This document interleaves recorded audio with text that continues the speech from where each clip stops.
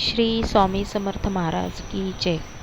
अवधूत चिंतन श्री गुरुदेव दत्त. श्री स्वामी समर्थ. माझ्या चॅनलवरती तुमचे खूप खूप मनापासून स्वागत आहे. तर आज आपण देवपूजेबद्दल काही माहिती इथे जाणून घेणार आहोत. तर रोजची देवपूजा कशी करायची, तिचे नियम कसे आहे, कशा प्रकारे देव धुवायचे आहेत, साफसफाई कशी करायची, देव नीटनेटके कसे ठेवायचे.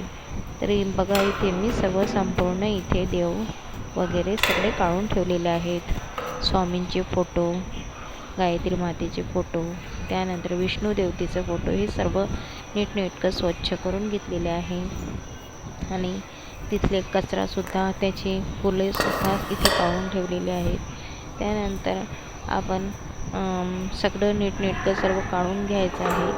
आणि पूजा केल्याशिवाय आपला दिवस काही चांगला जात नाही, म्हणून सर्वात आधी आपण इथे पूजा करून घ्यायची आहे. त्याबरोबर एकदम प्रसन्न वाटायसाठी आपण स्वतःला कसं स्वच्छ करतो उठल्याबरोबर, तसंच देवांनासुद्धाही आपली आंघोळ झाल्याबरोबरच देव आधी लादी पुसून घ्यायची, घरं वगैरे झाडून घ्यायची, लादी पुसायची, आपलं अंगण स्वच्छ करायची, छान सडा रांगोळी काढायची.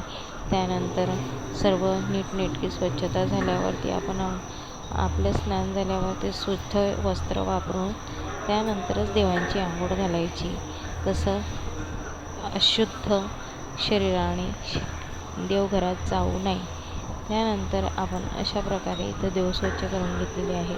माझं देवपाठ खूप मोठा आहे, देवघरसुद्धा मोठा आहे, त्यामुळे व्हिडिओ थोडा लांबून घेतला असल्यामुळे तो पूर्ण दाखवणं शक्य झालं नाही. व्हिडिओ काढणं, पूजा करणं हे खूप अवघड जातं, हे तुम्हालासुद्धा माहीत आहे. तर अशा प्रकारात मी एका साईडला मोबाईल ठेवून ते सर्व काही केलं आहे.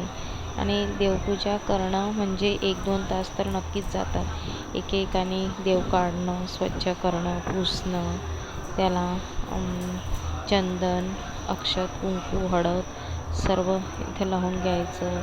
आणि एकाने ती ठेवायचं आणि पुसायचं, हे खूप अवघड जातं. त्याच्यामुळं एकेकाने ठेवणं खूपच अवघड जातं आणि वेळसुद्धा आपला भरपूर जातो. आणि पण खूप शांत मताने जर पूजा केली ना, तर खूप प्रसन्न वाटतं आणि देव भरभरून आशीर्वादसुद्धा आपल्याला देतात. तर इथे आपण एक प्रार्थना म्हणणार आहोत. गुरुर ब्रह्मा गुरुर्विष्णू गुरुर्देवो महेश्वरा गुरुर साक्षात परब्रह्मा तस्मै श्री गुरवे नमः. ज्या ठिकाणी मन जाय माझे, त्या ठिकाणी निज रूप तुझे. मी ठेवितो मस्तक ज्या ठिकाणी, तिथे सद्गुरू तुमचे दोन्ही पाय. तर अशा प्रकारे आपली इथं पूजा संपन्न झालेली आहे. त्यानंतर देवघरातून सर्व देव मी काढून घेऊन एका स्वच्छ कपड्यावरती खाली अंथरून ठेवलेले आहे. त्यानंतर आपण कसं आंघोळ झाल्यावरती स्वच्छ टॉवेलने आपला शरीर पुसून घेतो, तशाच प्रकारे देवांनासुद्धा आपल्याला स्वच्छ पुसून घ्यायचं आहे. कपडा वगैरे अंथरून एका गंगाळमध्ये सर्व देव काढून घ्यायचे आहे. आणि तुम्हाला सांगते, एकदा देव धुताना कधीही एकत्र देवपूजा करू नाही. वेगवेगळंच त्यांच्या अंगावरती पाणी पडून धुवायचं आहे. कारण की एकामेकाच्या अंगावर जर पाणी पडलं तर आपण सुद्धा कोणाच्या उष्ट्या पाण्यामध्ये आंघोळ करतो, मग देवाची का करायची. तर देवांनासुद्धा इकडे पाण्यात आंघोळ धुवायची आहे. तर मी इथे सांगते तुम्हाला, बघा, आधी सगळ्या अंगणामध्ये देव काढून घ्यायचे, एकाने ते स्वच्छ करून घ्यायचे. आधी त्यांना पाण्याने स्वच्छ त्यांच्या अंगावर अभिषेक करायचा, पाण्याने अभिषेक करायचा. गंगाजल कुठं भेटतं आता. तर आपल्या घरचं पाणी शुद्ध चांगलं बोरिंगचं पाणी, नळाचं पाणी घ्यायचं, एकाने त्यांच्या अंगावर टाकायचं. छोटा आपल्याकडे प्याला असतो, गडवा असतो, त्यांनी एकाने गंगाळमध्ये सर्व देव काढून घ्यायचे आणि त्यांच्या अंगावरती छोट्या आपल्याकडे गडू असतो, त्याने त्यांच्या अंगावर पाणी टाकून घ्यायचे. एकाने स्वच्छ करायचं. तर एक देव हातात घ्यायचा आणि त्यांच्या अंगावरती एक एक प्याला टाकत राहायचं.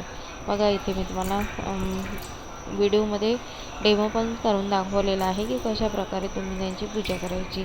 तर एका एका प्याल्याने त्यांच्या अंगावरती पाणी टाकून घ्यायचं. आधी त्यांना मस्त शांतता वाटते अशी.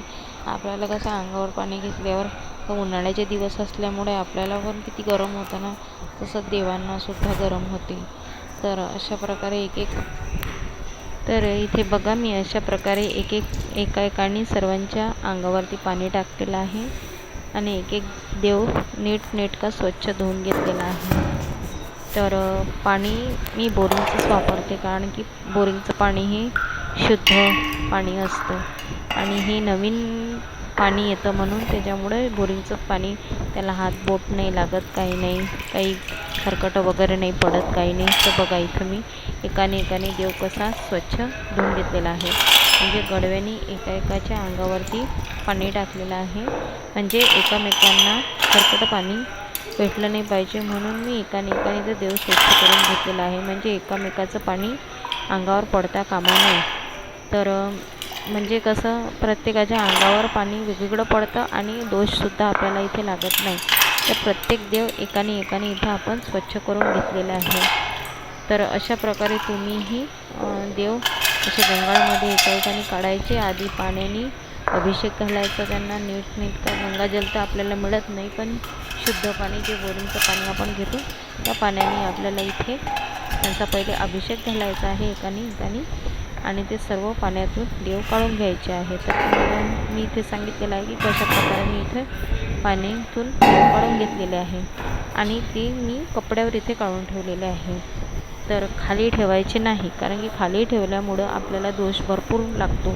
कारण की देवाचा जर दोष लागल्यामुळे आपले कामात अडथळे येतात, आपले कामं बनत नाही, आपल्या मागे संकटे चालू होतात, पैशाची आवक थांबते, घरात लक्ष्मीचा वास होत नाही, घरात चणचण भासते, चिडचिड होते, घरामध्ये भांडणे लागतात. अशा खूप काही गोष्टी आहेत त्या आपल्या घरामध्ये चालू होऊन जातात. तर आपल्याला काही कळत नाही की कशामुळं होतं, काय झालेलं आहे नेमकं, आपल्याच्यानं कोणत्या चुका होतात, काय होतात. तर आपण कोणत्या चुका करतो हे आपल्याला माहीत नसते, पण देव सगळं लिहून ठेवत असतं की आपण काय केलेलं आहे. रोजचं धर्म हे लिहून ठेवलेलं असते की आपण रोज किती कर्म चांगले केलेले आहे, किती वाईट केलेले आहे. तर देवाचं सुद्धा असंच आहे की त्यांच्यासोबत पण आपण अशाच प्रकारे नीटनेटका व्यवहार केला पाहिजे, कारण की ते पण आपल्या घरातले एक सदस्य आहे.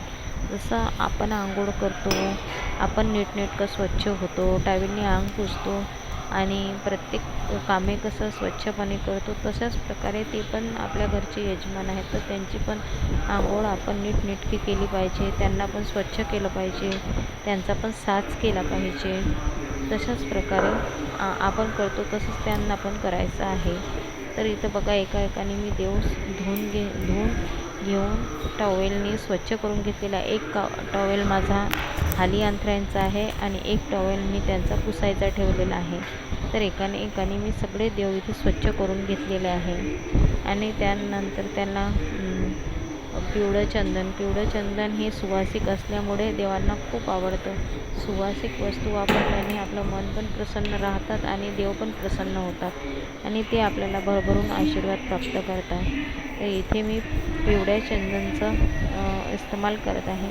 तर आधी पिवळं चंदन लावायचं, त्यानंतर हळद कुंकू वाहायचं, अक्षदा लावायच्या. प्रत्येक देवांना एका करून हळद कुंकू अक्षदा इथे वाहायच्या आहे. तर प्रत्येक देवाला काय आवडतं तशाच प्रकारे प्रत्येक देवाला हळद कुंकू अक्षदा वाहायच्या आहे. तर महादेवाची मूर्ती अशी आहे की त्यांना कुंकाचा फार राग आहे, तर त्यांना कुंकू अर्पण करायचं नाही. त्यांना फक्त पिवळं चंदन किंवा हळद किंवा अक्षदा अशा आहेत की पार्वतीने सुद्धा महादेवाला अक्षदा वाहिल्या तेव्हा महादेव प्रसन्न झाले होते. तर अक्षदा हे इतक्या पवित्र आहे, त्या अक्षदेमुळे ते खूप प्रसन्न होतात. आणि जल तर तुम्हाला माहीतच आहे, जलाशिवाय त्यांचा राग थंडा होत नाही. तर जल तर हे सर्वात आधी अर्पण करायचं आहे, पण अक्षदामध्ये पण इतकी ताकद आहे की पार्वतीने अक्षदाच वाहिल्यामुळे महादेव प्रसन्न झालेले आहे पार्वतीसाठी. जर तुम्हाला तुमच्या महादेवाला प्रसन्न करायचा असेल तर महादेवाच्या मूर्तीला अक्षता वाहा, म्हणजे तुम्हाला तुमचे महादेव प्रसन्न होतील. तर बघा इथे सगळ्यांना मी इथे हळद कुंकू लावून घेतलेलं आहे आणि प्रत्येक देव मस्त छानपैकी सजवून ठेवलेला आहे. तर आता बघा मी जागा त्यांची एकच ठेवलेली आहे. प्रत्येक ठिकाणी आपापला देव आपापल्या जागेवर ठेवून द्यायचा आहे.